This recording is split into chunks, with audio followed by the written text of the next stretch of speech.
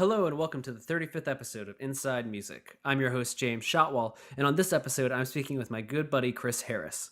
Now, if you've listened to this show before, you know that I usually follow a name with a thing that person is known for doing in the world of music. Chris is known for a lot of things. He worked for MTV for a while, he freelanced with a lot of music publications you're probably familiar with, and for the last 5 years, he was the editor and founder of a satirical metal news website called GunShyAssassin. As of 2 weeks ago, Chris decided to walk away from music blogging altogether. The reason he did this is kind of hard to explain in short, but basically, he realized that he might have been wasting his time. And in fact, he feels to an extent that he was. And I knew as soon as I realized that he was going to walk away for good that whole process was something we needed to get on tape. I'm somebody who's been writing about music on a blog for almost a decade myself, and I constantly have thoughts about the future, my legacy in writing, whether or not I'm wasting my time altogether, if my mom was right in that I should have gone to school to be something else. I have a ton of thoughts as I get older in the world of music blogging. And knowing that Chris recently faced a lot of his biggest fears and then chose to leave music altogether really struck my curiosity. And I think that the story he has to share is something that not only myself, but a lot of other bloggers can learn from. Now, I'm not going to lie to you, we don't talk a lot about happy things for a good portion of this episode. The part of the reason that Chris walked away from his website is because he got so frustrated with the impact it was having on his life. And I too have shared similar experiences in my own process of being a writer.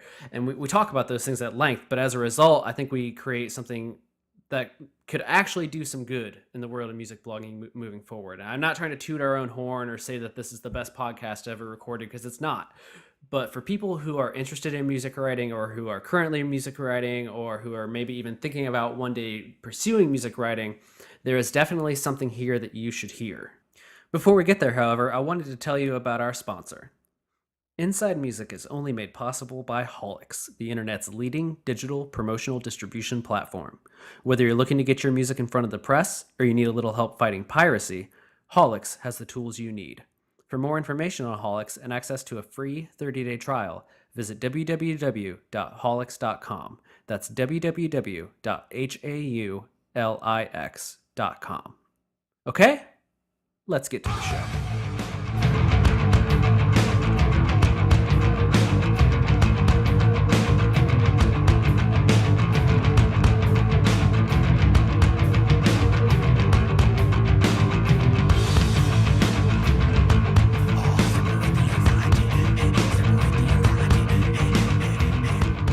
Well, I'm excited and equally scared to have you on the show today because I just read your post like maybe a week ago, your final signing off post. I guess it's been like 2 weeks now as of today because it's the 26th, so it's been 2 weeks. Yeah. Okay, so yeah, I just read it about a week ago, and I immediately knew I wanted to have you on the show, but it's like a weird place for me because I just, like, my agreement that's been keeping my site under the gun running for so long is coming to an end at the end of this month abruptly without me knowing. Like, I found out the day before I read your final blog post, and it was just like, whew, a lot of emotions hit all at once, and I was like, well, I'm going to have him on the show, and it's going to be terrifying and entertaining at the same time. What happened with Spin's just not re-upping, or? They're not even re-upping. They're kind of restructuring for, the seventh time in the 5 years that I've been working with them. And I was supposed to have a call about updating the site, which is going to be the first time they've ever changed anything about the site. And I called them, and before I even got to speak, they were like, we've actually decided to just give you back the site for free. Something that they have not wanted to do for many years. Wow. Because in the past, I've been like, this isn't really working out. You guys don't really seem to have time for us, and we aren't obviously not your biggest client. So why don't we maybe work out a way for this just to part? And they were fiercely against it. They were like, no, we're gonna make good on this. And then eventually they just kind of admitted defeat, I guess. Yeah, dude, I've heard many things from many different people over the years about Spin, and apparently they just can't get their shit together. Yeah, I mean, it's been a weird roller coaster. So they were literally like, we're going to give you the site back, and we're just going to cut off everything, and you need to find a new server, and it's going to be on you to pay the bills and all that stuff. And I was just like, okay. I was like, okay, well, when do you want to do this? Because like I can be ready by like end of summer, and this is like the 13th, and they were like, oh, we're going to do it June 1st. Wow. And I was like, oh, okay. And they're like, Yeah, they're like, someone will be in touch in a few days. This, and then Well, yeah, so that happened, and then I had read your thing, and I was like, well, I guess it's time to have a real adult conversation about music blogging. yeah, dude, I'm telling you, yeah, like I don't. We're recording now. Yeah, yeah, we're good. Yeah, well, yeah, man. It's not easy, and it takes up a lot of your time. I mean, I like you've got a job, outside of your site that you started, and so do I'm a reporter for newspaper, so like there were literally days where like I'd be working like fires or murder scenes, and I wouldn't even be able to blog, and a whole day of news would go by, and I wouldn't be able to do anything. It's just because you've got to have that free time to devote to it. When I started it, I didn't have a job at all, and it was sort of an outlet for me to keep fresh and keep my writing fresh. And yeah, it just turned into too much of a commitment for me. And at the end of the day, ultimately, my visitors weren't going up. I was losing Facebook followers. It wasn't. There was no growth. It was sort of just stunted there for like 2 years. I felt like it was going nowhere, and I couldn't devote half of my life to it anymore, and not see it like grow. It was sad to do, but especially seeing what it is now. The guy who I sold it to just turned it into something that is completely contrary to what it started out as. So Yeah, yeah. yeah, it's and the only reason why I sold it was because I didn't want the content from 5 years of my life to just go bye bye, and I also wanted, I've got bills, and I just wanted to walk away with some sort of sense that I didn't waste all 5 years of my life, but essentially I did. Well, yeah, I mean that's a real great setup. We should give some people some context, and then Yeah, we'll get back to this current point in your life. yeah, yeah, So I guess we'll just have you kind of do like a quick little background. So before you start the site, which is GunShyAssassin, that's kind of the site we're talking about here. As Chris yeah, just said, it's still alive today. yeah, yeah, yeah. It Uh, is not what it used to be, though. No, no, no, no. And now it talks about like the guy I sold it to said, "Yeah, I'm into metal, and I'm gonna keep it, a heavy metal site, and I might branch it out to include sports." And I was like, "All right, yeah, whatever's clever, like if that's what you want to do." And now it's just totally like every story is about some app that you should download, and when GTA 5 is gonna come out, and like I'm sort of flabbergasted. Uh, Yeah. but yeah, yeah, I was at MTV News for 4 years before I got laid off, and then I was freelancing for a couple of years. Um, I started my own blog because a guy who's one of two guys who runs an ironically named metal blog um, encouraged me to, said that there was going to be, they have this ad network already established. Once they hit 100,000 visitors, they'll let me join. By the third month, I hit 100,000 visitors. And then I started getting oh, well, if you join, all the other guys who are in the network won't make as much money. They'll have to, there's just no room for you. And all of a sudden, I was like persona non grata with these fucks. And I just sort of I directed my sights on them, and I started attacking them, and I just attacked everybody. And there was really no one over the 5 years of the sites, of my editorship anyway, that I didn't hold back. I mean, I let go every time I wanted to, and that won me a lot of enemies. But a lot of people early on thought it was great. It just, I guess it got old for a lot of people too. Yeah, I mean, I remember when you launched the site. I think yeah, right around the time because I was somebody that read it and I enjoyed it. I like witty, smart. I'm a smart ass person. I like to think, and I tend to write in a tone where I'm like, well, if I piss somebody off, then I guess I've done my job for the day. Yeah. And so I appreciated what you did, but obviously you covered an area of metal that I didn't know. So I remember when the site launched, I was a fan, and it did seem like it got popular so fast. But Yeah. I feel like it's real hard for any site to maintain that. And so many in sites today, I don't know how anyone builds traffic, but Yeah. even when Well, you that's the thing. launched, Yeah, when I launched, there weren't that many people out there. I mean, now I feel like there's so many blogs like that I can't even keep track. I mean, every day there's some new blog that some one of my friends is posting to on Facebook, and I'm like, what the fuck? I didn't even know this blog existed. Where did this come from? And I honestly don't know how anybody is making any money doing it. Because especially in the metal field, at least there is a like there's literally 4 or 5 sites that have teamed up. A lot of people don't realize this. They've teamed up and they sort of dominate everything. They take the lion's share of the label ad money. They get the lion's share of the label exclusives.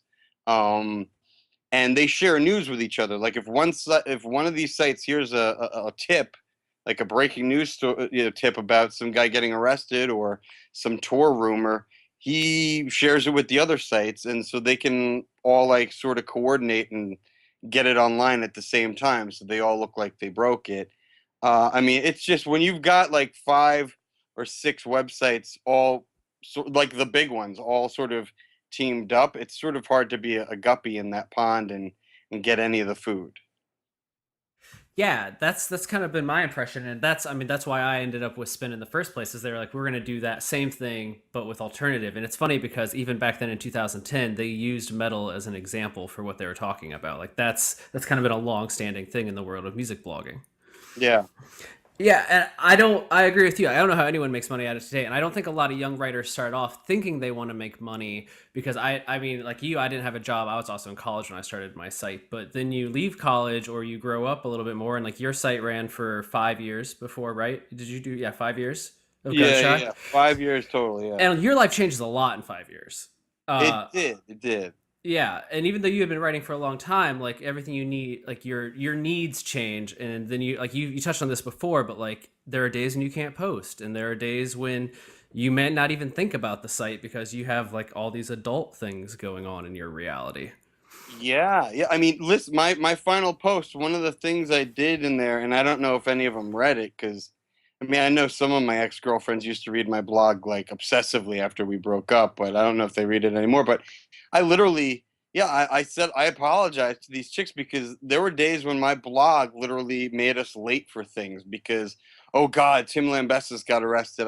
We can't go out, like we're gonna miss this movie, honey, because I got to get something up on the blog, or shit, I'm gonna look like a failure to all the other blogs, and like it just it like it yeah, it was literally like it became a thing where like some days I would wake up and I would loathe the fact that I was awake because I knew I had this sort of monster that I had to feed every morning, and it took up like 2 or 3 hours, just in the morning, looking for news, looking at Facebook pages, seeing what bands were saying, and looking at other sites, and then actually writing it and trying to have some sort of a creative thought about it instead of just writing it plain or trying to have a funny thought about something. And there were days when just I couldn't even have a funny thought, and people would read my site and go, "Oh, well, I'll tell you, I must be having an off day or whatever." But yeah, some days you just don't want to fucking blog. Some days you just want to live your life. You want to go see your niece and nephew. You want to go on that date. You want to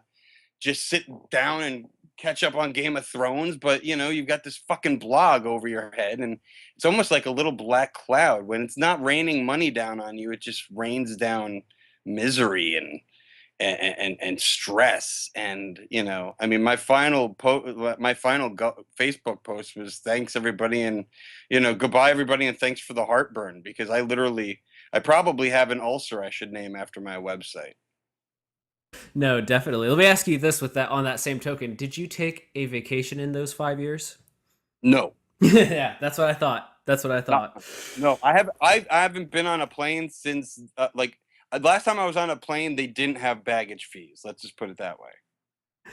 Yeah, I mean, I've been on some trips, but I don't know that I've went anywhere without my laptop. And there have been many family holidays and get-togethers that have been spoiled by, well, something happened in music. I need a computer because I need to tell my believed audience of thousands that Yeah. this thing happened because no one else on the internet will. Or like you said, I get into my head that like everyone else is going to feel like my site is somehow inferior because I have an existence beyond the internet. Yeah. Yeah, yes. Some of these guys, like literally, some of these guys. I mean, I know how it works. Like how some of these guys manage to get news up all the time because they literally. I mean, first of all, blogs don't pay. Like if you write for a blog, if you see anybody write for a blog, like even like the metal injections of the world, they don't pay anybody.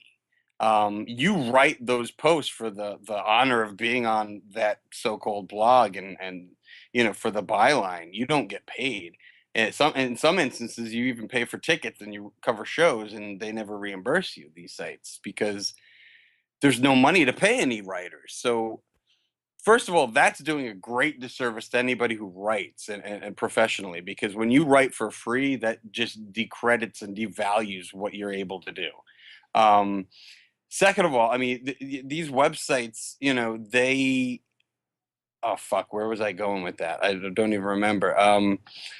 You made a point about the so-called audience too. I love how you say the so-called audience because oh wait, no. The point I was making, sorry, I'm all over the place this morning. The point I was making about a lot of these sites is they have a lot of their fanboys who've been following them for years. They'll let them write for them occasionally. So if like say somebody's out at a show like and they run one of these sites that you read and something breaks, like I remember someone died recently and I was at a show and I was like, oh shit, I'm not going to be able to write about that for a while. But yeah, they have people who are all over the world who are fans of theirs who will just write posts and put them up, and when they're not around. So that's how a lot of these sites are able to keep up. And it's essentially indentured servitude. And I'm not really one to talk because no one who wrote for my site, and I had a lot of writers, no one got paid to write on my site either. So, but literally, I don't like within the last 2 years of my site, I don't think I made over $100 in ad revenue for any single month. Yeah, I definitely have it. I can say that in my spin deal, they didn't pay us for the first 4 years, and then they only paid us for about 8 months, and then they just gave me the site back. So that's where that ended. And Hey, yeah, we've probably had 100 contributors, and I haven't been able to pay them. Not that I haven't wanted to. yeah, Everyone wants to pay their contributors. Well, most people want to pay their contributors. yeah, And I think it's easy to hook young writers because people think like I'll write for free because that's how you cut your teeth, because I guess that's kind of like the story that everyone is given. But yeah. at the end of the day, most of the people I know who are 30 and over are still being asked to write for free every week. Yeah. And the fact that listen, when I first was let go from MTV in 2008, they were giving like I was still freelancing for them because they were too cheap to pay my fucking medical bills. But they were they'd still keep me on to write stuff. But yeah, they would charge like $200 an article. Now, the last time I spoke to someone who still writes for them, they charge $50 an article because they have enough people to write for free that the price for articles has literally come down. Yeah. So yeah, so I mean, literally $200 in '08 for one post, like 300 words, and now that same post, same word count is going to get you $50. Now, why do you think that is? Because there's so many people out there who are willing to write for nothing and just to get their byline, just to get clips so they can get another job. That if you're going to say, hey, I want $200 for this article, the chances are MTV could find someone who would do it for free. Yeah, So I agree. yeah, I, so when they're dealing with people who have been doing it for a while, like me, who have been writing professionally since 1990 fucking eight, they're gonna know that they got to give me something. So $50 is literally like, yeah, I mean that's nothing. That's like, yeah, filling up your gas tank and going to the movies. That's nothing, man. $50. Now, do you think there are some people that argue like the reason the rate goes down is because the amount of content being produced is on the rise and there's more traffic, and more traffic, there's less ad money per click and all this jazz. But I feel Yeah. like, I don't know. I feel like it's kind of a snake eating its own tail because as the rate drops, people have to create like cheaper and cheaper content essentially in order to pay their bills because you can't make a 5,000 word essay on something on $50. No, no, no. Yeah, no, there's literally, yeah. I mean, there's so the content is the key. I mean, honestly, I mean, if you've got good content, like look at BuzzFeed, man. They come up with these stupid lists that people latch onto and these, these trend pieces like 50 things you didn't know about Michael J. Fox's underwear, like it's crazy like some of the shit that people latch onto and share on social media. I think most of these sites are gearing their content towards the sort of unusual and whatever's going to sort of go viral, and that's why you've got like bands like baby metal and heavy metal sort of getting all this traffic because they're just sort of like this, they're just so fucking great. Like it's just such a crazy fucking idea that three little Japanese girls would be a fucking metal band that like, but there's guys like Vince at Metal Sucks who think they're the greatest thing that happened since the Pocket Pussy. And I personally, I don't get it. I really, that maybe that's why my website didn't survive.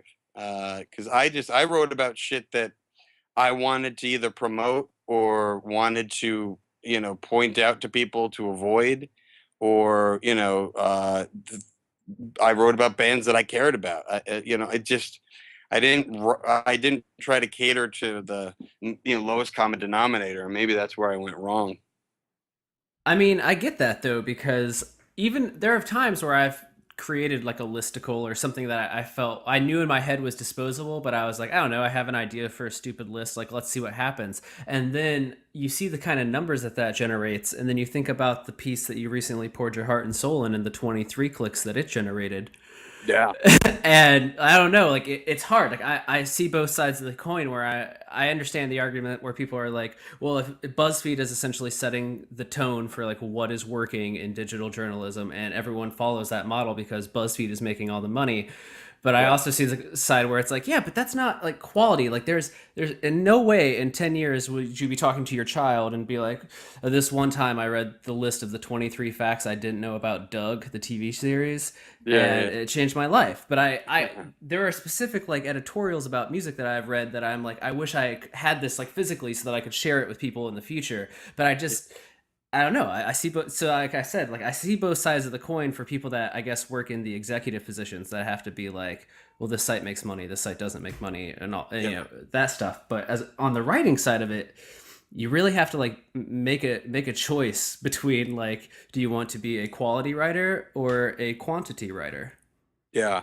Yeah. And literally, dude, I'm going to tell you, like, I'm just going to be very honest about my whole career because why not? MTV, when they laid off 3,000 people that day that I lost my job, um, they took two amazing editors who were all about the content. They wanted stories, they wanted think pieces about music trends. They wanted to break bands, they wanted to find the next Nirvana, they wanted to actually promote good music. They fired the top two guys of the department and replaced him with the online, the president of online, basically the guy who ran the website. And they got rid of anybody who wrote about rock. They got rid of, most of their rap writers, and they just focused on Taylor Swift, Lady Gaga, anything that started generating, numbers. And then it became a numbers game. And that guy went on to, start, and now he's at Facebook. So, I mean, that's I was slow to sort of jump on that bandwagon because I guess coming from a traditional journalism school, I thought, Jesus, this can't be the way things are going, but it is definitely the way things went. And now, I mean, I live blog for my newspaper sometimes at fucking court hearings. It's bizarre. Like people just want content and they want it now, and they just, yeah, it's a brave new world, man, and it's we have TMZ mostly to thank for it. Well, let's talk about your end when you broke up Yeah, with music writing. So when yeah. did you kind of start to be like, okay, this has gone on long enough, or you reached this crossroads? Like, what was the turning point for you? When a couple of years, oh yeah, I'd say like 2 years ago, Facebook started charging blogs and bands to have their posts read by all of their followers. So, and I wasn't willing to, sort of pay. I know a guy who runs a website. I wouldn't say which one, but he literally took out a credit card just to pay Facebook, and I think he pays him like $30 a week to promote his site. And I don't know that it's working, but the dude's definitely got $5,000 worth of credit card debt now.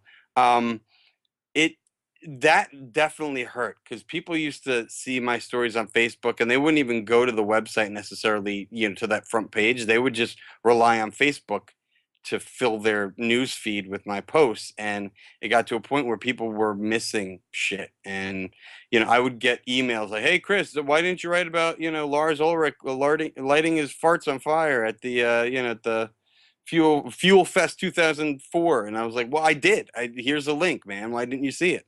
It's because Facebook Facebook fucked a lot of people that way. And they definitely fucked me that way. Um, I also I so it was like 2 years ago, like around the time of the third relaunch of GunShyAssassin.com, which also traffic started falling off after that, and I think it has something to do with like we weren't getting picked up by Google News. Like, I don't know, the guy who redid the site, I think maybe wasn't fully cognizant of what needed to be done for sort of a news blog to get like those certain special things you need to do, those code things you need to put in there so you Definitely. can get out there so Google picks you up. um and then when, like, I literally I remember I hit 7,000 followers on Facebook, and then it just stopped there. Like, I don't think I got past 720, like 7,027, and then it just started going backwards and backwards. And then there were less and less people seeing my posts, and people weren't commenting anymore. And it was almost as if the site just stopped existing for a lot of people. And so I started, I remember last November I got a check from Fiction Media, who did all my metal ads on my site, and I think it was for like $54. And I may have dropped, like, if I look back on that 5 years and I look at all the money that I didn't, like, the money that I actually did make, and then the money that I got for the site when I sold it, I'd say I probably made 50 cents an hour for what I put into it. And that's pretty pathetic. I look back, I feel like I wasted 5 years of my life. And really what I did was the first 3 years were great because people were actually reading, but those last 2 years were so agonizing. And a lot of my columnists, like, I used to have metal guys write columns for me. They started falling off the face of the planet because it's hard to get guys who are writing records to write columns for you in between tours and doing press and trying to spend time with their families, which they get very little time to do. You're writing for your stupid blog, isn't high up on their priority list. So, like, Chris Adler backed out because someone got to his publicist about me and how I'm a dick. And just people started cutting me off, like labels started cutting me off just because they couldn't take the criticism that I had for some of their bigger bands. Who, like, listen, if I see laziness, I call it out. Like, whether it's on the sports field or on the stage or, in a fucking office. Like, I'll call you out if you're being a lazy fuck. And if I see bands doing the same thing repeatedly over and over again, or if I see them sort of just trying to pander to a certain subsection of our society, I'll point it out. I call it how I see it. And some people really can't handle that. And just over time, like, I'm literally, like, I would be shocked right now if I got a job writing music, because I've pissed off so many publicists and managers and bands at this point that I think my reputation is going to precede me. if I apply for anything. Like I've been applying for music jobs for years now, and I'm not getting calls back. So yeah, it's just it's I did so many things that I thought were gonna get attention for my blog. I thought people were gonna it was gonna make it different than all the others, and it ended up biting me in the ass. I've lost a lot of friends and a lot of connections because of it, and yeah, like there are people who wouldn't even return my emails now because and who I used to be really close with, and it's just because I called their band derivative or a band that they care about. I said was um, whatever the new album was, their latest foray into shit. I mean, there are lots of things that I can remember off the top of my head that I said about bands that they that people it got back to me and people were pissed. And yeah, I didn't play the nice guy, and it didn't help me in the end. So and that was the other thing. Before you talked about the alleged readers. I thought I had like 7,000 people supporting me because of Facebook, and because I thought I had a following, and I launched like sort of a crowdfunding effort to sort of save my site towards the end, and I was going to use the money to even pay some of my writers, which was going to make I was going to go ad free. I was going to take the ads off of the site. I was just gonna make the site better, and I was gonna give people a say in what bands we covered, and what we did, and it just literally I got 27 people, I think, and I was literally asking for $1 a month, $12 a year, and I got 27 people to sign up, and that was like the final that was like someone took like lemon juice and just poured it on the gaping wound of my soul, and yeah, that was it for me. That was literally the final straw, and yeah, it sucks, man. It sucks. I wish I could look back on it and say I don't have regrets, but I have so many. It's like I don't even know where I would begin. I was actually about to ask you about the regrets, so I guess Oh let's no, move no, right dude. Well, past. listen, like I can name one right now. Okay, Jared what Leto. J- Jared Leto was like I was his friend okay. from MTV. When through I interviewed him a bunch of times at MTV. We became buddies. He sent me cookies after like the first interview because it was such a great interview. He thought I asked like these really different questions from what other musicians like other rock journalists would ask, and we started emailing, and I got his phone number. We started hanging out, and then one of the guys in Dillinger, I think, ripped him apart and ripped 30 Seconds to Mars apart, and I posted that on my blog. And I kind of agreed with the sentiment that, I think 30 Seconds to Mars isn't the greatest band out there, but, I said that Jared Leto's an awesome guy, blah, blah, blah.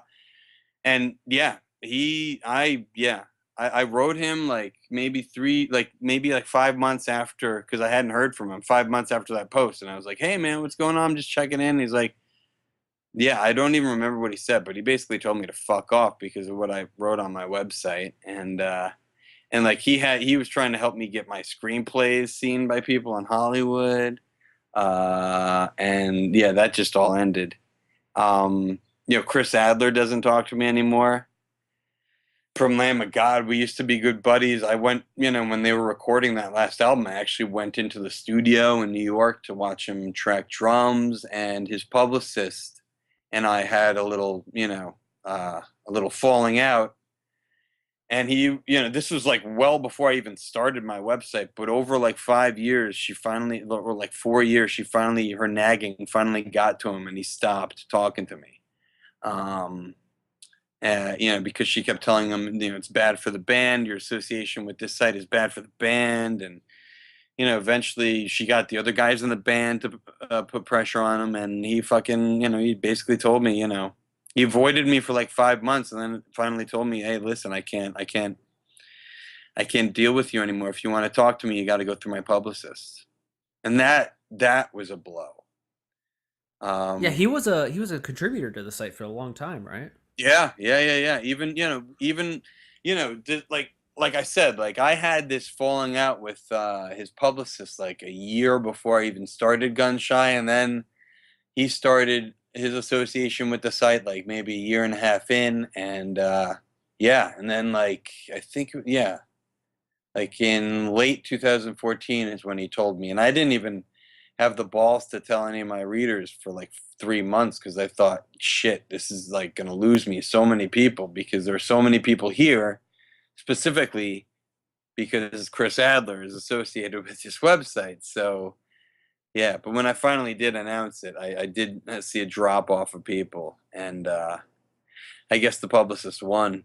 But yeah, yeah, and Jack, and yeah, it just yeah, there's so many like just so many bands now. Won't like Mastodon won't talk to me because when I was at MTV, I wrote about Brett Hines, like he was attacked at the VMAs the year I covered the VMAs, and a guy I knew was like there with him when he was attacked, so I sort of wrote a big story about it, and MTV and ended up like their publicist had it squashed when I was at MTV, but then later on when I had my own website, there was no one to squash it, so I wrote about it and what I knew, and so then their management is the same management company as Deftones. I used to know Chino, now I don't talk to him. Yeah, it's pretty crazy, man. It's pretty crazy. Like, yeah, one of my best college friends, he's like manages a bunch of bands. He won't talk to me anymore for some reason. Not really sure why. It sucks. No, I definitely sounds like it. I mean, I feel like I've made my fair share of interviews, but maybe not on that scale, or at least to that extent. However, as you were telling your story, I was definitely painting some parallels where I was like, there was a time not long ago when we had all these columns and things were going, and then people kind of started to slowly slip away, and I was Yeah. like, maybe I'm not looking at things through the same perspective that you now have, and I was like, but maybe I should, because I go back and forth about that kind of thing a lot, and not to go like way back in what you just said, but you did touch on Yeah. something that I always tell people is so important, especially if they're interested in writing, is the whole Facebook feed versus homepage. Like I always ask every writer, whenever someone tells me they want to be a writer, my first question to them is, what music websites do you visit on a daily basis, if any? Yeah. Yeah. Yeah. Yeah. And Yeah. not like I see a cool article on Facebook and I click on it because I like that site. Like I like Pigeons and Planes. They have a lot of stuff in my feed, but like you type in the URL and you go to their Yeah. front page. Yeah. Yeah. Yeah. Yeah, no, there's a lot of people who won't do that. I mean, it's kind of amazing, and like I would get a lot of traffic on individual articles that like Chris Adler would put on Lamb of God's Facebook page. He'd link, and literally we'd get like a massive influx of traffic, and then like you'd look at the traffic for just the homepage, the GunShyAssassin.com, and it was nothing. It was literally nothing, and yeah, that hurt me a lot too. Like a lot of bands early on signed up, to do columns, and then they either didn't come through, they sort of, lost touch, or, life happened to them. They had kids and they couldn't do it anymore, or they didn't, they weren't meta enough and they didn't, post it on every fucking social network they had access to. There's a lot that you need to like running a blog is literally a full-time job, and when you've got a full-time job to begin with, it dominates every other aspect of your life. And yeah, I unfortunately, there's stories about guys I could tell you that, in the metal blogging world whose parents bankrolled them for 2 years so they could, you know get their blog off the ground and up and running. And it just not everybody has that opportunity. Not everyone's gonna have rich parents who are gonna get your fucking wedding announcement in the New York Times and bankroll you and your buddy for a year or two so you can get your stupid little website off the ground. It's crazy. Um, yeah. No, I think it is crazy, and that's something that happens on the music side of things too. If for any artist that's listening, like you hear those stories all the time. There's always the band whose parents can buy them onto a tour or Yeah. two or three tours, and it's like, oh, well, that's kind of an unfair leg up. But no one in the the public facing side knows that part of the story. They're just like, No. oh, this band's reached this cool point. Yeah, yeah, man. It's crazy like what some of these blogs don't want you to know about them. Like, like a lot of these guys will use like, fictitious names that are, humorous or whatever. I never did that. I always put my name on everything I wrote because I wasn't going to be an anonymous douche who, just got to, who was going to say stuff and then not have anybody sort of hurl a response back at me. But yeah, like before, when I was talking about those 5, 6, like there's an ad network in metal blogging that was launched by one of the guys from Metal Sucks and one of the guys from Metal Injection, and they've got 5 or 6 or 7 other sites that you know of, that people know of, like the PRP, Lamb Goat, all part of that network. They all share information with each other, and the funny thing is the 2 guys who launched the ad network, they not only make money on their websites, which like Metal Injection, Metal Sucks, probably the 2 biggest, after Blabbermouth maybe, but they make money not only on ad traffic generated by their websites, but because they own this ad network, they make a shit ton of money on the traffic generated by those other fucking 7 websites. So those guys are fucking rolling in it. If like it's been funny to watch them at shows because you went. It was like 5 or 6 years ago. They were wearing like ripped jeans and like shitty, worn out fucking metal T-shirts, and now they're like wearing leather jackets and sunglasses to shows. It's fucking bizarre to watch it happen. But yeah, I mean, but a lot of people don't realize that there's this ad network that's making all these guys a lot of money. And the other thing was I tried to do something similar. I tried to get like 5 or 6 sites that weren't involved in that ad network, and I was going to try to do something of my own, like try to start a competing ad network. But a lot of the websites I approached were like, "Are you kidding me? I don't want to. You're competition for me. I don't want to do anything. I don't want to, be associated with you. You're my competitor." And I was like, "If we band together, we're gonna make more money. Like, don't you fucking see what these idiots are doing? Like, let's do what they're doing." Like, let's band together, forget competition. Let's help each other. And that kind of spirit is really totally lacking in the metal blogging world. People just are out for their for their own websites. They don't want to have associations with anybody else. It's fucking ridiculous, man. It's fucking narrow way of thinking, I think. I think it expands to most areas of blogging, at least from what I know in alternative and hip hop and stuff, because it feels like everyone believes that their site deserves to be the next pitchfork or whatever. And I always just want to be like, why? Because as you just explained so well, like the money is not in being number one. Yeah. Like Yeah. the money is not really in writing as far as if you want to be a music blogger. No. Yeah, no. It's in, like, listen, those guys built up relationships with label people. They wined and dined them, and they went out with them, so by the time they had their own ad network to launch, those fucking labels were rabid. They, and the other sad truth is that ad network essentially undersold their ads. So a lot of other, websites that weren't affiliated with them lost ad revenue because, those labels were like, well, hey, we can buy this much space on, through Blastbeat.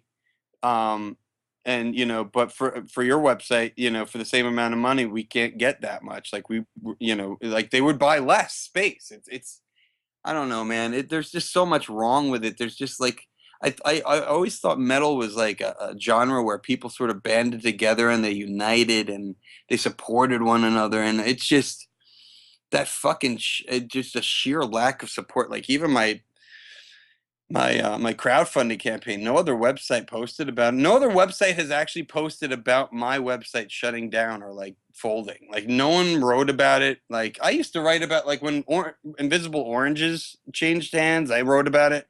When Noise Creep shut down for a little minute, I wrote about that. Like it seems like people just don't want anything to do with what I was involved in, except for you, James. You want to talk to me because I read the site, man, and yeah. because I have lost many a night's sleep fearing that I am in the exact same predicament, except I'm 7 years into my website. Yeah. Well, yeah, I could have kept going, but I didn't. One of my friends once asked me, he's like, dude, is the juice worth the squeeze? And it wasn't worth it anymore. Like and then there was another guy I talked to, this successful business guy. I interviewed him for my day job for the paper. And he's like a business guy. He was giving advice to people, and one of the things that stuck with me was he said, "You should never work for free.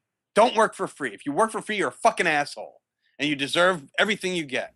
And I just started thinking about my blog, and I'm like, wow, like I put in like 5, 6, 7 hours a day sometimes on this thing, and I'm not getting any money. I'm not able to pay my mortgage on time. Like, I'm working for free, and I have to stop doing that. Yeah. Um, yeah. And it's hard. Like I mean, I'm sure it's been hard for you, but I am curious. Like 2 weeks without having to wake up and look at an RSS feed filled with music websites. How are you feeling? Are you more clear headed? How's the life outside of music blogging? Well, I do miss it only because it was a way that I kind of kept up with everything. Like, I mean, I don't know. It's great to wake up and not feel like I have to rush out to get breakfast so I can rush back to write for my site. It's nice to, yeah, just fucking like this weekend I didn't think once about it, and it was relieving. It's been a relief, but at the same time I see what's been done with it, and I kind of feel like someone took the Mona Lisa off the wall, put it on the ground, had diarrhea shits all over it, and then hung it back up on the wall. And that's what my website is today. I'm kind of embarrassed by what the kid has done with it, and it's kind of, yeah, being associated with it now is kind of like, is just kind of, yeah, I wish I had just killed it in a sense and just let it die and not gone for the money grab. But I was kind of desperate because I do have bills mounting, and I did pay a significant amount for hosting costs and all kinds of shit for 5 years. I couldn't walk away with nothing. And but yeah, no, it feels fine. I don't know what the fuck is going on in metal right now. I know more about what's going on in technology and apps and what the new iPhone is going to look like, but yeah, I don't know anything about music right now. If it happened in the last 2 weeks, like Ozzy Osbourne could be dead right now, I wouldn't know it. Uh, yeah, that like I don't, I just, yeah, I mean, Mike Patton could have, come out as a transgender. I wouldn't know it. Yeah, yeah, it's been great actually, and yeah, it does feel like a weight has been lifted off my shoulders because that it was an albatross, man. It was an albatross, and as much as I enjoyed doing it, I hated doing it. Now you talked to you've hit on how you feel like it was kind of a waste, that's kind of like my biggest thing that I always come back to because I'm always like I don't know why, but in the narcissism that follows being a writer, you're always like, what will my legacy be? Will someone ever remember that I wrote any of these words? And especially in the digital age, something that I've been really trying to warn young writers and make them think about is like, as you touched on earlier, you didn't want your site to die because when it dies, like what you spent all that time on essentially disappears. Yeah, And it's like, well, if it disappeared, did I ever do it? And especially for young writers who don't have all the credits that even you or I have to a lesser extent, it's like if yeah, your site disappears, then like all of that work you've done is gone.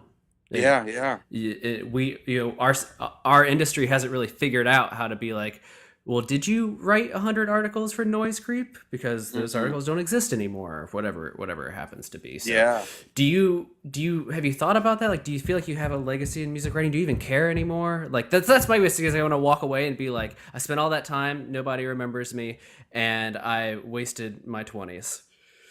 No, man, that's a. I don't. I never thought I never thought I'd have a legacy to begin with, so I don't. Fair enough. I don't know that I did necessarily. Like, listen, Chuck. Like, I never aspired to be Chuck Klosterman. I didn't, and I never aspired to be like I when I started in '98. I started out as a journalist. I mean, right now I'm working on a story about a cult that operates in New Jersey. I mean, that's the kind of shit that I like to do.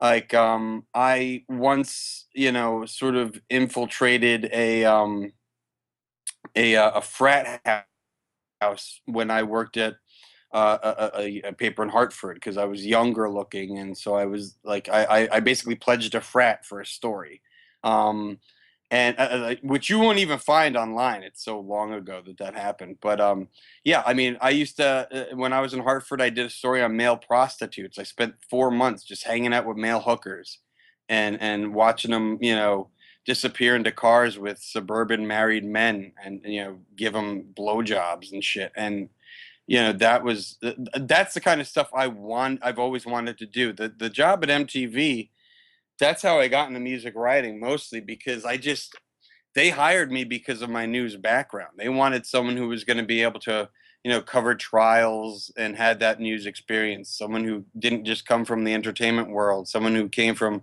a hard news background and could, if Eminem's best friend was shot in Detroit, would be able to write about that and make the calls to the right people and blah blah blah blah blah. So that's how I sort of got into it. And I've always loved music and I'll always love music, but I don't I think at this point, even if I wanted to get back into music journalism, I think I'd be an outcast. I think I've been blackballed. I don't have a lot of connections anymore. So it's just I don't yeah, I think I'll probably be a little blip on the on the timeline of music journalism history. It just I didn't do anything that profound that people are going to remember. I mean, shit. Half of my stories at MTV News aren't even online anymore. Half the shit I wrote for Rolling Stone I can't find. It's everything's sort of there's so much content that they've got to get rid of some stuff occasionally. And yeah, legacy. Fuck, I don't know, man. I just hope I don't die too early. And I am the only thing I'm proud about, man, about my website is that I pissed off a great many people in 5 years with words alone, and just the sheer brashness with which I delivered them. I wrestled a bear once. As fans fucking hate me. Five Finger Death Punches fans fucking hate me. Godsmack's fucking fans hate me, and rightly so. They should hate me because I hate them and I hate their bands that they fucking love. Um, yeah, I pissed off a lot of people, and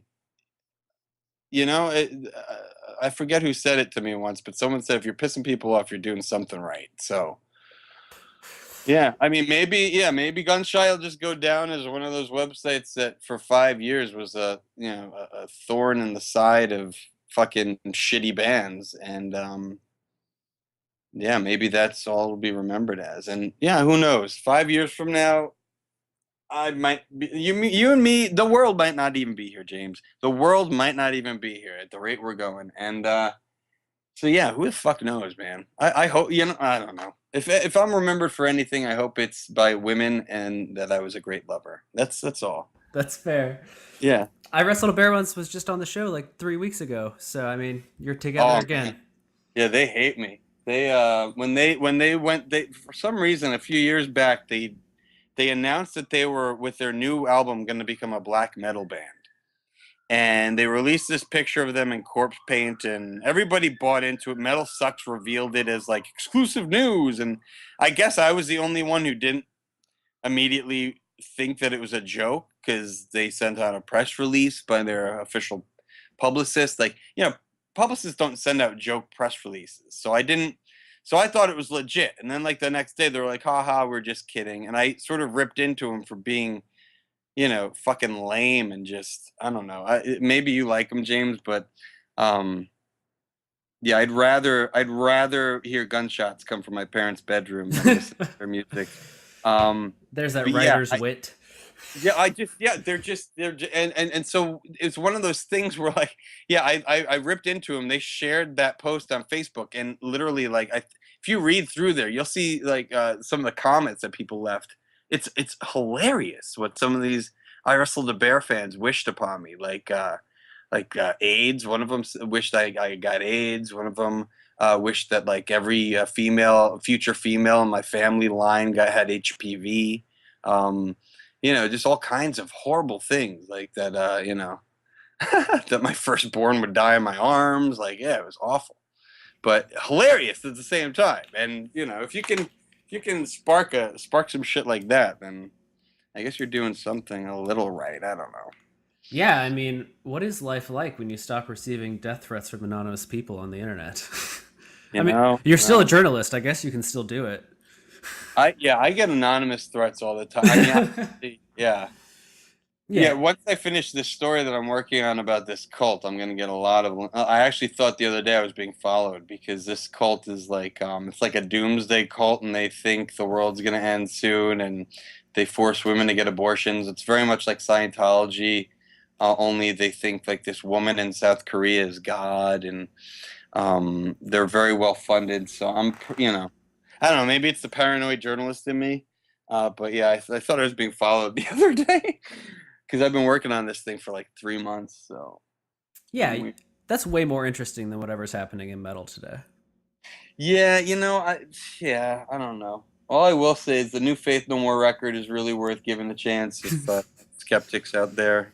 I thought it was awesome, but yeah, other than that, yeah, that's the other thing too. Like I can't, like I don't know. The first when I first, you read the post that I put up, like my last post, which was like a week ago in February, when I first announced that I was going to shut the website down. Like I had written in that post that I literally hadn't downloaded a free record from any label in like 5 months because I was at the point where I just didn't want to even hear anything new. Um, because everything started sounding so similar to me. So yeah, I stopped downloading shit for a long time. Free records, I just stopped downloading them. Uh, yeah, I just didn't care. And when a music blog starts chipping away at your love for music, you have to stop. Couldn't agree more. Like I got fortunate in that I kind of stumbled into being decent at writing about film, but that's really the only thing that kept ETG going for a long time because I just got burnt out. Like I would same way. Like I'd be like, oh, that band has a new single. That's great. I'll get to it eventually, I guess. Yeah. Yeah, when you used to be like, oh my God, this band has a new single out? Shit, let me hear it right now. Fuck, let me drop everything. I have to hear this. Yeah. Yeah. It literally got to the point where I'd be like, oh wow, there's a new Mastodon song. All right, yeah, shit, I gotta go take a dump. Yeah, I'll get to it later. Yeah, Not only would I put off the album, I would put off an album that I would usually be excited for because of some bullshit news item that I was like, oh, but I need to write about Drake because Drake just put out a new single this morning, and if I yeah, don't, I'm gonna be a failure as a music blogger. So this band that I actually have a lot of interest in, usually, it's just gonna have to wait. yeah, yeah, man. It's yeah. I mean, I forget what band it was, but I was interviewing a guy who left a band like in years ago at MTV, and I forget. I literally like if I could, my memory sucks. So I'm struggling to try to remember who it was, but he told me he's just like when it's not fun anymore, you just have to stop doing it. And yeah, running GunShyAssassin went from something that was fun to something that was work and something that was like had to be done every day. That had, like I said, a monster that had to be fed every morning, every afternoon, every evening, and sometimes at midnight if someone texted you that, the ghost of Randy Rhoads came out and fucked Sharon Osbourne in the butt, like something like whatever the news item was. So yeah, it's just yeah, I am burned out, man. I am burned out. And You can tell. I mean, I feel burned out, but I can tell talking to you that you're just like, oh, like you can feel the weight of it on your shoulders again as you're talking about it. yeah. Yeah. No, I feel heavy, man. I feel heavy right now, and it's because I'm just sort of going back to that mindset. I don't even, and like, I was like, someone was asking me the other day what I would tell young bloggers or whatever. Like, it was like, some like little journalist thing at my paper, and I was, like the people at my newspaper didn't even know I had my own blog or that it was a metal blog. They don't even know anything about me really. So I just said, listen, if you're gonna blog, don't do it on your own. I mean, like blog for someone who's gonna pay you. Like, don't just blog for the sake of blogging, unless you really just like to write as a hobby. Um, but if and most young journalists, even who I mean, I tell them go to law school. Like, 'cause honestly, journalism is a dying profession, and blogging is a burgeoning profession. But I don't even know that we could call it profession yet because I don't know many professional bloggers. Um, Not personally, anyway. No, I know a lot of content creators, but they wouldn't call themselves bloggers. Or yeah, yeah, yeah. Content creators, yeah. Content management system operators. Yeah, yeah, people who aren't necessarily caring about what they're creating as much as that it is shareable. Yeah, yeah, It's like a yeah. different And way of like, thinking about content than like as a journalist would or as a writer would. yeah, I got to also say that, like, just real that when I was at MTV, we would brainstorm a lot. Like, I remember we were having the Killers come in for an interview one time, and like five of us sat in a room and we were all eating pizza. And we're like, "What should we have them do? We're coming here. We should do something interesting with them, something that'll get people excited." And I mean, we were throwing out all kinds of ideas. Thanksgiving was coming up. Yeah, we'll have them carve a pumpkin. Blah blah blah. I mean, I even suggested that we get a hobo and actually see if they'd kill him to live out their band name, the Killers. But like brainstorming, that's essential to good content. And I think a lot of the blogs that have succeeded, or at least that I've succeeded in the seen succeed in the metal world, like the metal injections, the metal sucks, those guys probably hang out with each other more often than they should. And they get high, they sit around, they smoke weed, and they talk about ideas. They talk ideas out, they talk ideas through, and that's how, like things like the 50, high school yearbook pictures of metal guys came about.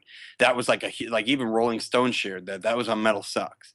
Like these guys have other people to sort of sit around with and bounce ideas off of and get high with. It was me. It was me sitting in my fucking bedroom, my living room, trying to think of shit to make people laugh, and I didn't have anyone really to bounce my ideas off of. So yeah, that also made it sort of challenging. If you're going to blog, if you're going to start your own blog, I would definitely suggest not going it alone. I would definitely suggest roping in another friend or two just to lighten the burden, because when you're running the entire fucking show, like even like when Jesse Leach from Killswitch would write columns for me, he would just email them to me. I would have to like put it into the content management system. I would have to, edit it. I would have to put the pictures in. It would take like 30 minutes sometimes with his posts. Um, yeah, so when you're the only guy doing it, you're the only fucking name on that masthead. You've got to do everything. So if you're gonna run a blog, if you're the content guy, find a web guy, find a guy who can do the technical end of things. Find someone who's going to be the schmoozer, someone who can sell ads and who's going to have the time to call labels and talk to publicists and actually become friends with them so that they can sell ads to them, and find someone who's gonna try to like that same person could try to get tour sponsorships. That's another thing that I was never offered by anyone at a label. And you see Metal Injections sponsoring like 20 tours this summer. It's shit like that I couldn't get, that other people were able to get, because like Metal Injection, for instance, there's Frank and I forget the other guy's name. Frank and Robert is sort of mostly the web guy. He writes too, but he knows a lot about the technical side of the website, how to update stuff, how to relaunch metalinjection.com or .net whenever. Frank was more the video guy, so that's why they launched like a metal video website. And they both, when one guy's writing content for the site, the other guy can be calling the label. It can be calling Charles at Nuclear Blast, saying, "Hey Charles, what's going on, man? Just checking in. How's everything going?" Like half these publicists, I didn't like when I was at MTV. I knew who their fucking kids were. I knew about their lives. Now I don't even talk to publicists because I don't have time. I barely have time to email with them. So yeah, don't do it by yourself. That was probably my biggest mistake, and because I thought I could do it all. I thought I was fucking Superman, but it didn't work out that way, kids. Did not work out that way. So yeah, get somebody else in there to help you, because fuck. That's that. Like now, I look at websites now. I look at like Metal Sucks is run by two guys. Metal Injection run by two guys. Most of these websites are run by two guys or three guys. So don't just go it alone, man. Don't Yeah. go it You're absolutely right, man. I'm glad that you pulled up the advice for bloggers on your own because that was actually where I was going to be leading. Look at you and your journalism skills. I've done. Listen, I've actually done a lot of it. Like, I've actually, just as a journalist, I've been asked to like talk at schools and stuff, and I don't beat around the bush. If kids want to know what journalism is like, I tell them, listen, you're never. If you get into journalism, you have to do it because you love the profession. You can't get into it like you're never gonna have a nice car. You're never going to have a beach house or a fucking second home.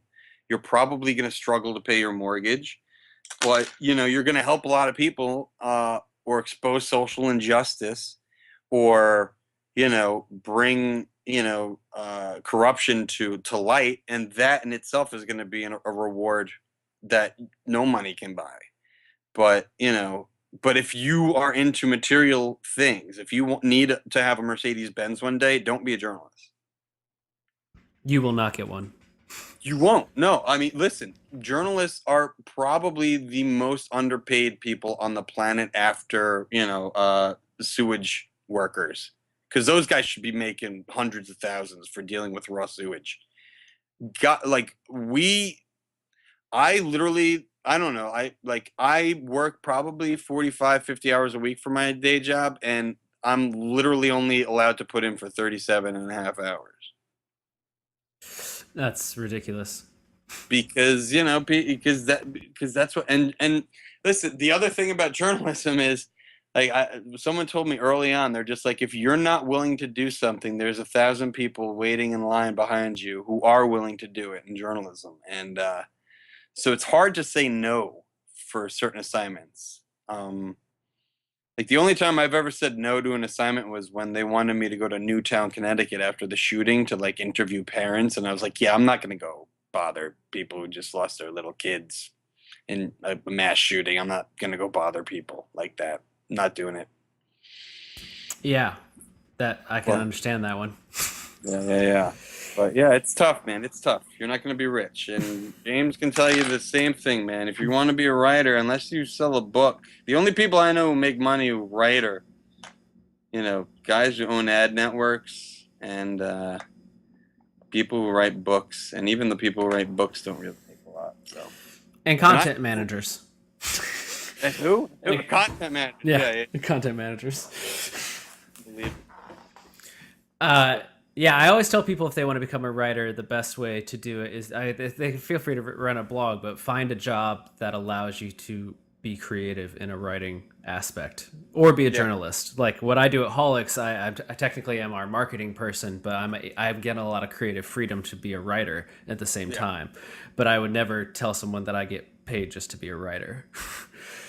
Yeah. No, well, yeah, I always tell people I'm a journalist because ultimately I think you're either born one or you're not, and I definitely think I was born one because I'm the nosiest son of a bitch I know. Um, like, Okay. dude, I went out to get breakfast this morning. There was a police car down the block. I literally had to peer my head out to like see what was going on. Like, I'm just that person. Um, and so, yeah, I don't know. I could have become a cop or something, but then I would have shot a black kid or something, and then because I have no patience, and I'm really like, I don't know, I'm kind of jumpy. So like the kid probably would have gone to reach for like his Pez dispenser, and I would have like unloaded an entire clip in him, and then I would have been on the front page of the newspaper. So that would have been bad. Yeah, but I mean, that's how a lot of those situations play out. People don't always think about it that way, but it's true. It's like, I just and this is like totally off topic, but I went to for a story for my paper. I went to a police shooting simulator. It's like like they give you a gun, and like it's like a video screen that's interactive, and they have like all these situations unfold, and you can either shoot or just or use mace to disperse the situation. And I'm telling you, 10 out of 10 times I went for the headshot, man. No matter what it was, and ended up shooting 2 cops during the training simulator because I'm too jumpy. I'm too quick with that trigger. Yeah, I feel like Heads. I'd probably do the same. Yeah. Yeah. Headshots, man. Headshots. Well, I thank you so much for coming on the show today, man. I know that this is like a weird topic to talk about, but I feel like it's so important. I mean, it means a lot to me personally, but I really think that we can hopefully shine some light on some aspiring bloggers or even young bloggers and just kind of at least make them think about the long term. Because I think a big part of being like a blogger, or at least a good blogger, is like being so caught up in the moment, like what's happening that Yeah. day, that week. Yeah. And then you look up and it's like 5 years have gone by. Yeah, man, that's the one thing that I didn't really sort of do as a young writer. I didn't think ahead. I didn't think, wow, I could be like literally like the first paper I ever worked at, there were people who were in their 70s working there, and I kind of just didn't pay any attention to it because I was like, I'm not, they're old people. I'm never gonna be old, but yeah, as the years have gone by, man, the prospect of being 70 and still working is just really depressing and probably the reality for me because I'm not in one of those fields where I'm gonna ever make a lot of money where I can save for retirement. So yeah, I'll probably be serving you your Starbucks in 50 years, James. Don't you worry. Double extra shot a lot, espresso in there for you. Maybe we can work together. Yeah, yeah. You know what? Maybe you could be my manager. Yeah, yeah. I could be the cashier, and we can make lattes for 20-year-olds, and yeah, that won't be depressing at all. I mean, Uh, I get it though. I think about it. I've had the opportunity to go speak at a few colleges through what we do at Holics, and we're trying to do more this fall. And I walk in, and I'm just like, I started my site when I was just starting off where they are now, and now I'm yeah, old enough and considered like professional enough to go and give them advice on it. And I'm just like, I don't know. Like I looked down at my computer, looked up, and I was out of school. yeah, yeah, yeah, yeah, yeah.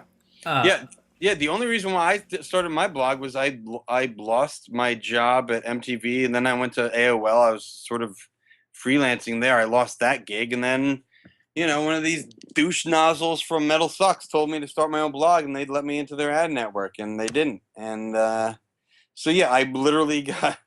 Yeah, some days I wish I'd never even fucking listened to them, but yeah, I just wanted something to do other than look for jobs, and but then when I found a fucking job, it was already too late, and it was already too massive that I literally just dominated my life. So it's one of those things where like if you want to do it, good luck, but know what you're getting into, and know that it's gonna take at least a couple, like I was always told 3 years for you to see any sort of success.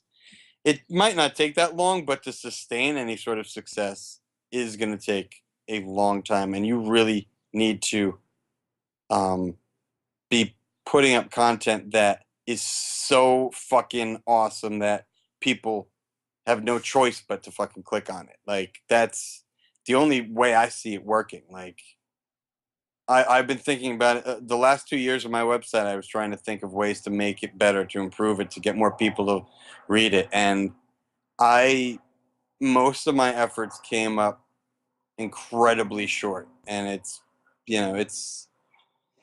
just certain things didn't work. Like I started trying to do those listicles, like you said. We did one, yeah, Bruce Dickinson's 10 best pants. Like we tried to do weird shit, like showing pictures of Bruce Dickinson over the years in his best like attire and his best pants, and metal guys who look like animals, like just stupid shit like that. And that stuff caught on, but like you got to keep coming up with that shit. Like one isn't gonna do the trick. You got to do it like every day. You have to have one of those.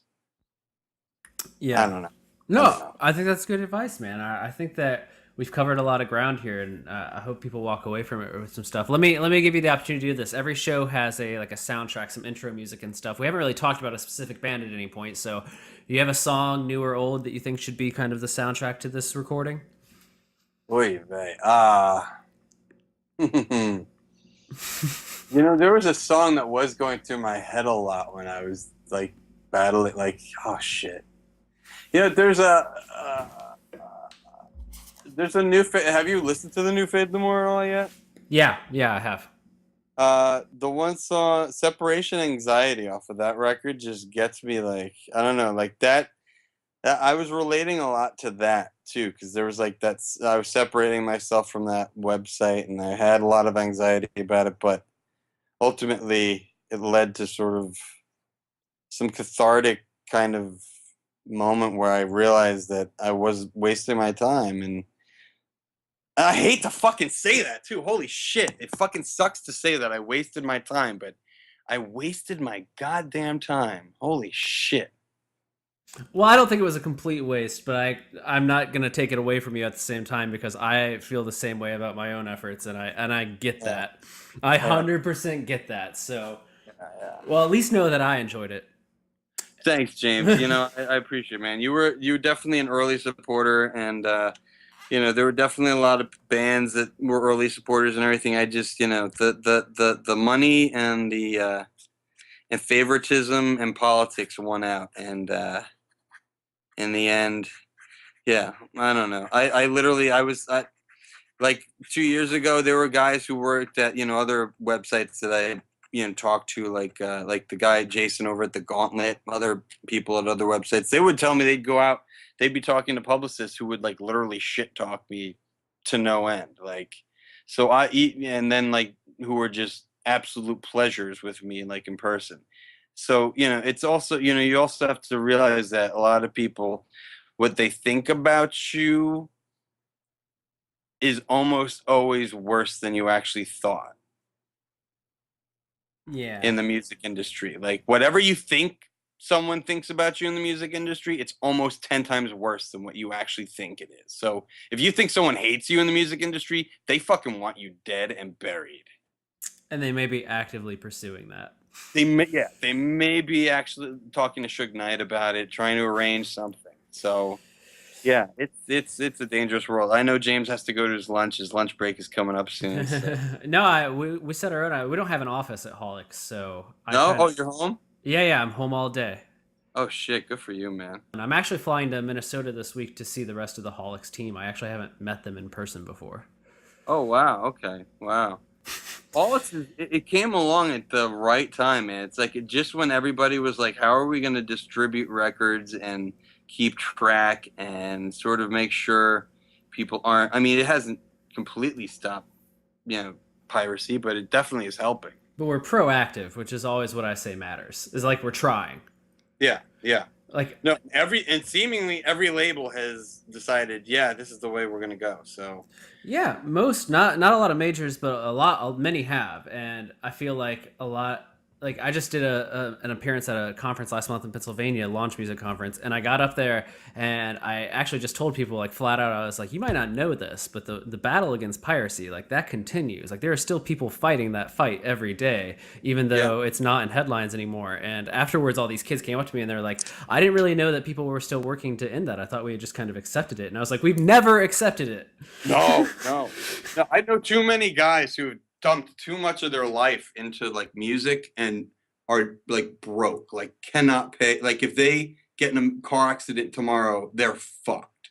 Um, so and I've seen guys who've worked hard, who've made it, and who are humble still about it, do well. Like the guys in Kill Switch couldn't be the cooler guys, and they've actually made it, and they're doing well. And it's so good to see that. And so when you are able to see your friends succeed, and that piracy kind of leads to them in some cases not succeeding, you're really against it. Like I was on a date once, and this chick told me that she downloads records for free, and I'm like, you're a thief.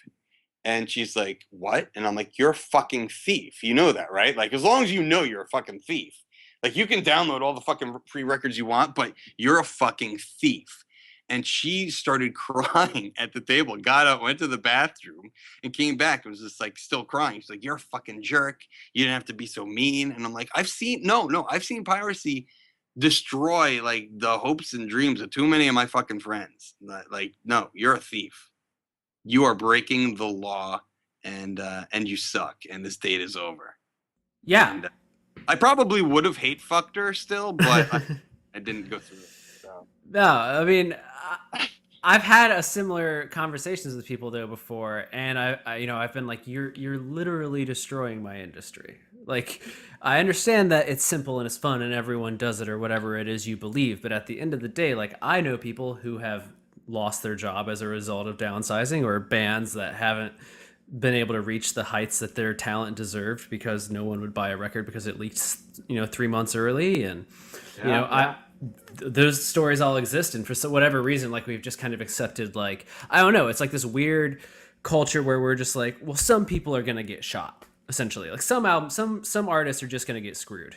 Like, that's Yeah. just how it falls. And like, Holics has kind of always been, it doesn't have to be that way. And it's always surprising to myself and Matt, the founder, when I'll tell him and be like, I talked to somebody today who didn't realize that there was a way to automatically file takedown notices Mm-hmm. or something Yeah. like that. And he's just like, really? And I'm like, yeah, the education given to people about piracy is so minimal. Even in like business schools that teach music industry, it's just not understood yet, I guess. People just Yeah. seem to accept it. And I will say this, Holix does work because I remember I streamed a record on my website once, that a publicist let me stream. And the my signature was still in those tracks, and the kid somehow managed to get the tracks off of the stream from my website, and he leaked the record.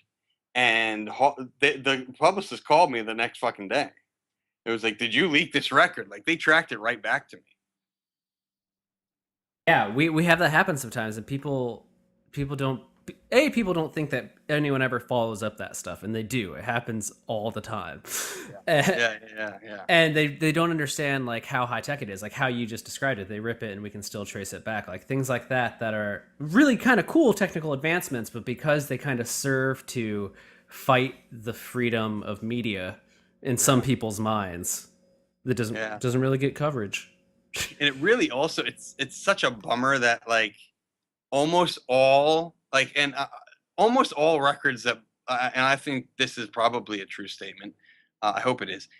Most records that leak online probably leaked because of a journalist who got an early copy. Yeah, 90% of the time. Yeah. Or if it wasn't someone who worked at the manufacturing plant where they're printing out the CDs, it was some goon who works for, Us Weekly, who, just didn't have enough security on his computer, or, burned a copy for his buddy who went out and made 100 for his other friends. It's fucking ridiculous. Yeah, it's really crazy, and I see it happen all the time. I mean, as an editor, I've obviously I've got made poor decisions in the past that, like, in hindsight, I'm like, oh, I'm lucky that did not blow up in my face. Yeah, But yeah, I've even on Twitter some days I'll see a kid be like, I just got this new album from blank, and they'll just post the link to the Holics stream, and I have to like tweet them and email them and be like, you're just dumb.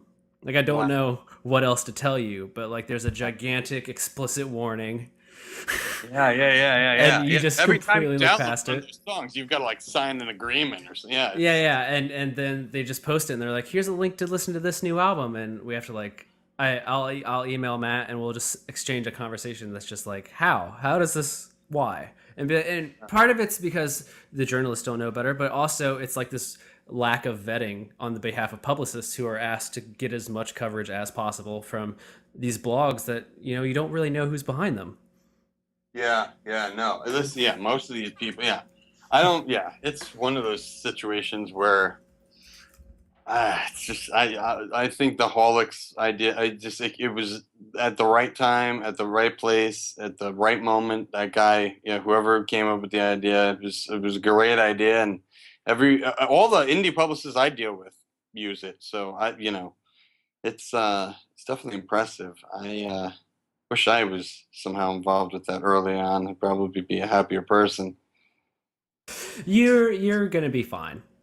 No, dude, everything's gonna be fine. Listen, my whole at the end of the day, though, I did dump like if I were to get paid hourly, I should have made a lot more than what I did. And so it just you look back on, you can't get that time back. And as I get older and time seems to tick away even faster, it's just, yeah, it means more to me now that than it did 2 years ago when I was doing it. Well, I'm happy that we were able to provide you a place to tell your story here. Yeah. I And just hope I don't get sued by anybody you for. won't. It's a Yeah. podcast. I'm sure we're fine. I mean, we have listeners, but I don't think any of those guys listen. And if they do, they can complain. It's okay. Yeah. We didn't say anything any damning. I'm waiting for the first like angry email, but it hasn't happened yet. And it was a good talk. Like I said, you got to put a lot of good advice out there. But where can people find your work now? Like you talked that you write for a paper, but like if they want to keep up with you, like should they follow you on Twitter? Is that the best place to figure out what you're You up know, to? yeah. I don't even know, man. My Twitter account right now, my Twitter is mostly for my newspaper stories, which are boring and like I don't even know, man. The GunShyAssassin.com Facebook page is still active because when I was in the process of transferring it to this kid who bought the website, but then when I saw it was all video game content and he basically told me he wasn't going to do metal anymore, I said, well, I'm not going to give you access to 7,000 people who signed up for metal news just so you can inundate their timelines with, tech news. So people, I'm still on GunShyAssassin.com's Facebook page. It's, sort of a place to remember what was once great and now sucks. And yeah, people can contact me there. If I ever make the idiotic decision of going back to music blogging or music journalism, I'll probably make some sort of announcement there. But yeah, I don't know, man. Hopefully you'll be seeing one of my TV shows or something. I'd really much rather be writing for TV or books or something. I don't know. Something that's gonna make me money. Well, I wish you all the best of luck, man. And I'll be there to update people as things come out because I care.